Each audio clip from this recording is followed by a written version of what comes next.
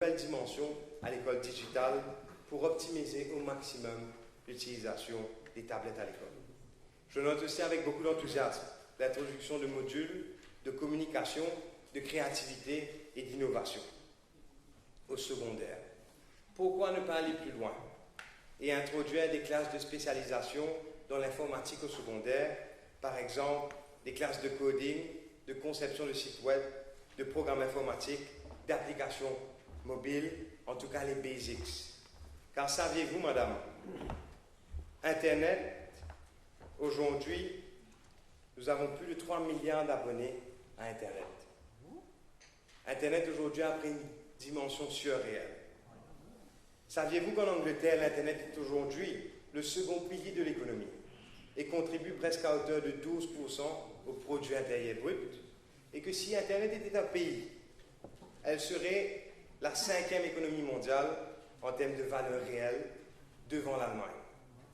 Là est notre avenir, madame.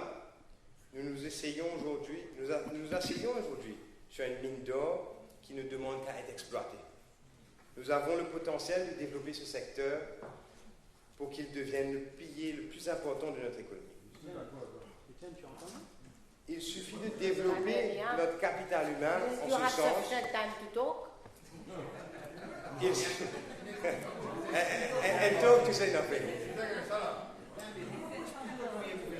Il suffit de développer notre capital humain en ce sens, et tout cela commence avant à l'école. Nous pouvons en tandem introduire des classes d'entrepreneuriat au secondaire, demandant aux élèves de mettre leurs diverses connaissances de mathématiques et de business studies en pratique. Les PME, comme vous le savez, sont le plus gros employeur à Maurice. Et là aussi, il y a un vrai potentiel de développer une nation d'entrepreneurs. De plus, madame, le Career Guidance doit être réinventé pour mieux refléter les métiers qui émergent aujourd'hui, un service d'orientation professionnelle qui se charge de faire le travail de recherche nécessaire, d'agir auprès des élèves afin de les former au mieux pour les métiers de demain et les orienter vers ces opportunités.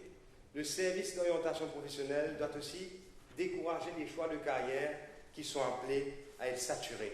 Prenez par exemple aujourd'hui le métier d'avocat. Nous avons plus de 650 avocats au barreau, des avocats, et les jeunes peinent à trouver du travail. Et le constat est pareil chez les médecins, chez les jeunes médecins. Les jeunes peinent à trouver du travail. Nous devons mieux planifier et mieux orienter nos jeunes vers les métiers d'avenir. Cela passe aussi par la formation des plus jeunes, surtout avec le 9-year schooling, qui demandera aux élèves, dès la fin de la Forme 3, de faire un choix d'orientation scolaire. Le Career Guidance Service doit pouvoir étudier les marchés du travail au niveau local, au niveau régional du continent africain, au présent, mais aussi anticiper et se projeter dans le futur et collaborer pleinement avec les acteurs économiques dans cette démarche afin d'établir une map de données récoltée qui sera accessible à tous. Le Career Guidance Service doit avoir accès aux élèves dès la primaire. Il doit aussi pouvoir mettre en place un partenariat avec le secteur privé pour ensuite placer les élèves en internat pour des périodes très courtes auprès d'entreprises privées et publiques afin de les introduire au marché du travail, afin de bâtir leur valeur de travail et afin de les faire découvrir les secteurs prometteurs émergents, par exemple les services financiers, l'ingénierie électronique, le tourisme, l'informatique, l'agriculture, l'entrepreneuriat. Les services d'orientation de carrière seront appelés à jouer un rôle clé dans notre démarche à devenir un pays à haut revenu. Je fais un appel au ministre de l'Éducation de saisir l'occasion de la venue du 9-year schooling pour réinventer notre service d'orientation de carrière. Cela aidera aussi à résoudre le problème du chômage des jeunes à l'avenir. Troisièmement, madame, le secteur informatique, comme je l'ai dit tout à l'heure, c'est une mine d'or qui ne demande qu'à être exploitée. Il est regrettable, je dois dire, que le Eben Accelerator, l'incubateur des PME dans le secteur de l'ICT à Eben, est désormais fermé. Nous devons impérativement réactiver le projet et l'étendre sur toute l'île, dans toutes les villes, dans toutes les circonscriptions, afin de démocratiser davantage ce secteur de l'économie. L'incubateur servait à donner un espace et les outils nécessaires aux PME pour se lancer dans le secteur de l'ICT. Nous pouvons améliorer le concept afin d'apporter un soutien technique et des conseils en gestion d'entreprise, un soutien marketing, ainsi que l'accès au financement avec l'objectif de créer le maximum d'opportunités pour ceux qui souhaitent émerger dans ce secteur, surtout pour nos jeunes Mauriciens. L'ICT peut aussi nous aider à accroître le soutien du gouvernement à toutes les PME opérant dans tous les secteurs de l'économie sans avoir à dépenser des sommes astronomiques. Par exemple, par la création de programmes informatiques offrant des solutions adaptées aux PME pour l'administration, les salaires, les prévisions financières, le marketing, la comptabilité, l'organisation de commandes et de stocks, qui sont souvent beaucoup trop chers et hors de portée de la plupart des PME. Ça peut paraître banal, mais ça a connu un grand succès ailleurs, par exemple à Singapour, où le gouvernement offre ce genre de programme gratuitement aux PME. Cela a prouvé d'aider à diminuer les coûts, à augmenter la productivité, la profitabilité des PME et à assurer leur pérennité et leur croissance. Alors pourquoi pas à Maurice? Je lance un appel au ministre du secteur informatique. Sur ce même registre, David Duval avait fait lors de son mandat de ministre des Finances introduit une mesure phare pour rendre les PME plus compétitives localement, mais surtout sur le marché international, avec la création de sites web gratuitement par le gouvernement pour les PME. Car Madame la Présidente, le monde, comme vous le savez bien, est un village. Alors pourquoi se concentrer sur la localité uniquement lorsque nous pouvons être appelés à devenir visibles à l'international? Pourquoi se limiter au marché local réduit et ne pas s'aventurer sur les marchés étrangers? Je pense sincèrement que cette mesure devrait être réactualisée pour aider les PME à se rendre plus visibles. Quatrièmement, Madame, la situation de la drogue à Maurice devient alarmante. Elle doit être plus sérieuse. Les jeunes sont parmi ceux les plus touchés et nous devons agir. Enfin, le combat contre la drogue consiste à prévenir, punir et réhabiliter les usagers. Sur le volet prévention, l'achat de drones par la police est une excellente mesure. C'est un début pour la force policière dans l'utilisation du drone pour combattre le trafic de drogue. Il faut équiper davantage la force policière dans ce combat. Les contrôles de notre territoire océanique doivent être renforcés.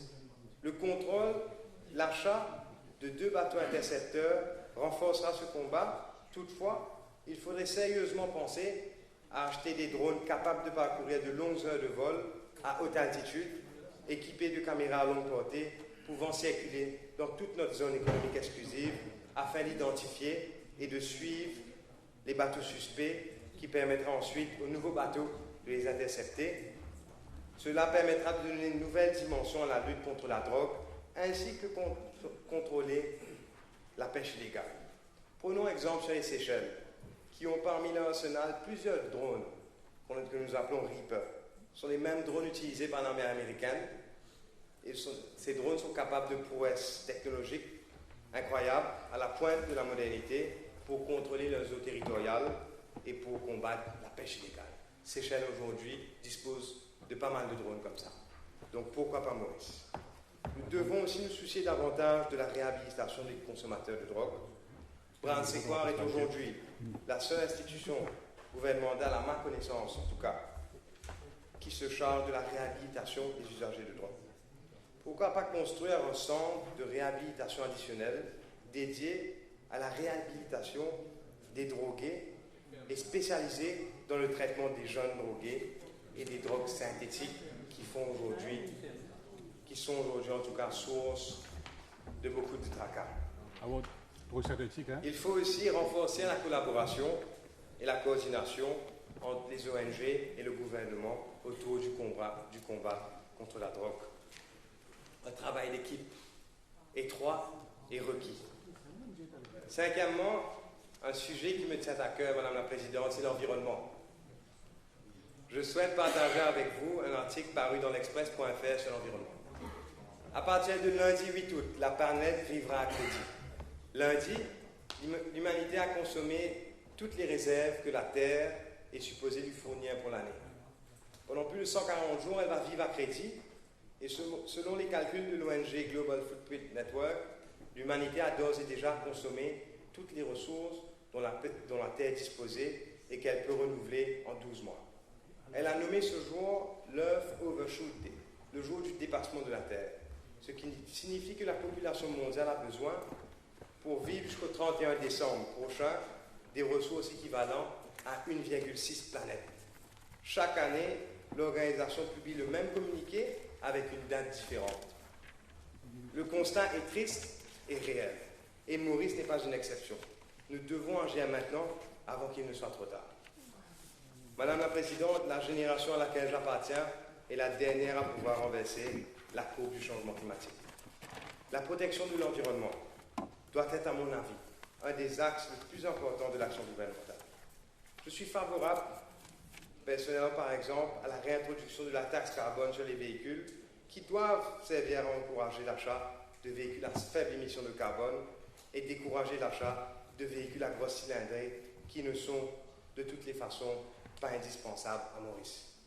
Je suis favorable à tout encouragement et à tout soutien du gouvernement aux initiatives liées au développement des énergies renouvelables pour soulager notre dépendance aux énergies fossiles. Nous devons être plus actifs dans notre démarche pour accompagner le développement d'une réelle conscience environnementale. Et le mot conscience est fort. Les smart cities appelées à être construites doivent impérativement optimiser leur consommation d'énergie et créer elles-mêmes des énergies renouvelables. Et cela doit, à mon avis, figurer dans les conditions d'obtention de permis. Je suis également favorable à mettre en place une réserve de protection d'espaces de forêt dédiée à la conservation et à la reproduction de la faune et de la flore terrestre qui doit être irréductible et qui doit s'étendre sur une superficie. Il est difficile pour moi de placer un chiffre, mais en tout cas de moins 20% de toute la surface de notre île où la main et le développement de l'homme est banni. Cela doit s'appliquer aussi à notre océan. Il est inconcevable que près de 75% de nos coraux sont aujourd'hui morts. Il me paraît personnellement encore plus inconcevable que nous pratiquons encore la pêche dans notre lagon à ce jour sans mesures strictes avec un laisser-aller. C'est malheureusement mon constat. J'ai été moi-même plusieurs fois témoin de pêche sauvage à la Seine hors saison qui malheureusement continue. Nous devons dédier au moins 30% de notre lagon à des réserves marines protégées où la pêche est absolument interdite. Pourquoi ne pas fusionner les fisheries, la Coast Guard, la Beach Authority en une entité à pouvoir accru et doter l'effectif adéquat pour arrêter les pratiques qui détruisent notre patrimoine naturel. Nous devons aussi protéger nos mangroves, nos coraux, nos embouchures de rivières pour permettre à la nature de se reconstruire. Nous devons aider dans cette démarche en cultivant artificiellement les coraux à grande échelle afin de les replanter dans nos lagons et cultiver les espèces de poissons menacées dans les cuves afin de repeupler notre océan. L'exemple de l'Australie dans ce domaine doit être suivi. Il nous faut également en urgence mettre en place un plan d'urbanisme. Et là, je dois quand même souligner que l'honorable Amiamia avait raison sur ce point. Mettre en place un plan d'urbanisme pour toutes les collectivités locales afin d'intégrer nos espaces urbains à notre environnement avant qu'il ne soit trop tard. Il faut ainsi intégrer plus d'espaces verts dans les zones urbaines afin d'améliorer la qualité de l'air et nous sommes déjà en retard sur la question. Madame la Présidente, nous devons à nos jeunes, à nos enfants, à nos petits-enfants et aux générations qui vont suivre de protéger, conserver et respecter notre environnement afin que l'on puisse leur transmettre un riche patrimoine naturel au lieu de les condamner à un monde toxique. Cela doit être notre héritage à nous, ce gouvernement, cette Assemblée. Et nous parlons justement d'héritage pour les jeunes, et cela m'emmène à mon dernier chapitre qui me tient à cœur, la place des jeunes dans notre société. Plus de la moitié de la population mondiale, comme vous le savez, est âgée de moins de 30 ans aujourd'hui. La vie étant un cycle, nous serons tous appelés à passer le flambeau un jour ou l'autre.